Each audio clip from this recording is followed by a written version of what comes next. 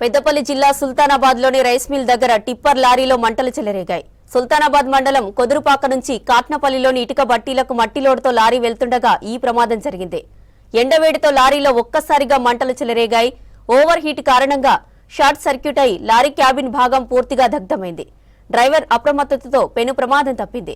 ఘటనా స్థలానికి చేరుకుని మంటలను అదుపు చేశారు ఫైర్ సిబ్బంది. లారీలో మంటలు చెలరేగడంతో రాజీవ్ రహదారిపై ట్రాఫిక్ స్తంభించిపోయింది. పోలీసులు ఘటనా స్థలానికి చేరుకుని ట్రాఫిక్ ను క్లియర్ చేశారు.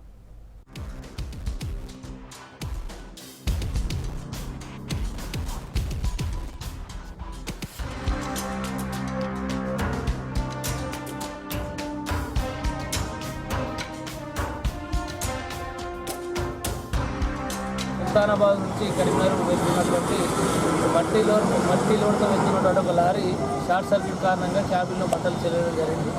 దానివల్ల ఇరువైపులా వాహనాలు ఎలాంటి అంతరాయం కలగకుండా మేము ట్రాఫిక్ను నిలిపివేసి ప్రజలకు ఎలాంటి ప్రమాదం లేకుండా దగ్గరలో ఉన్నటువంటి పెద్దపల్లికి సంబంధించిన ఫైర్ ఇంజన్ను పిలిపించి మంటలు ఏర్పడడం జరిగింది. అదేవిధంగా తర్వాత ట్రాఫిక్ను కూడా మొత్తం క్లియర్ చేయడం జరిగింది.